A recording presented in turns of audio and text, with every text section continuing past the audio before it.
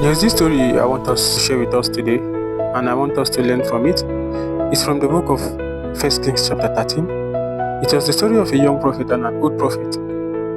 So the young prophet was sent by God to Israel to go and meet King Jeroboam and warn him of the impending doom and danger that is to come upon Israel if the king continued to do that which he is doing. So when he got there, the king doubted him and some signs and wonders happened. If you want to know more about the signs and wonders that happened, go and read the book of 1 Kings chapter 13. Okay? So the Lord trusted him and sent him to the place. So the instruction the Lord gave him was, do not eat, neither should you drink from the place. So on his way out, there were these children of an old prophet who was in Israel, who saw what happened and ran to meet their father and told him, Father, come and see, there's this young prophet in town now. So the young prophet was on his way out when the old prophet ran to him and said, the Lord gave me a word for you. And he said, okay, what's the word of the Lord for me? What is the word of the Lord? What is the word the Lord has said? He said you should come back and eat and drink. Then the old prophet told him, no, this was not what the Lord told me. Or he said, the word of the Lord came to me and tell me that you should come back and eat. So he said, the prophet went back to Israel and sat down to eat with the old prophet. So while he was eating, the spirit of prophecy came upon the old prophet and he began to prophesy. And he told him that I gave you some certain instructions for you to obey. It's now a challenge. For this thing you have done, you will not get back to your land. I'm very sure the young prophet bowed his head in disbelief. So the young prophet stood up. Immediately the word of the Lord came.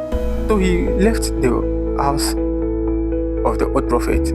Immediately the word of the Lord came. So he was going in. The Bible said a lion attacked him and devoured him. It was still that old prophet who gave him the word of the Lord that came and carried his dead body to bury. So what are those things that the Lord has told you?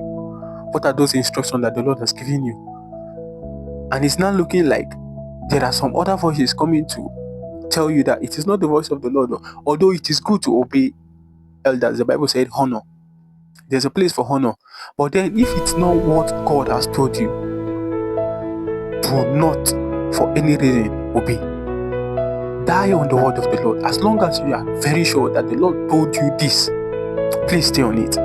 Because I don't want us to end like the young prophet. I don't want us to end like the young prophet. I'm very sure if the young prophet had succeeded, rather the predecessor to Elijah, probably he would have been the one to impact Elijah, or there wouldn't have been a story of Elijah. But because of the disobedience of the young prophet, he died on the way, and that was the end. There was never anything that was mentioned about him again. Anything that the Lord has given you, any instruction that the Lord has told you to do, please stay on it, die on it, carry it out to the latter. Do not allow nakash. You see, the voice of Satan does not really come from the thoughts coming from within you. It can also come from other voices around. Stay on the word of the Lord so that we will not end like the young prophet. I pray the Lord help us in Jesus' name.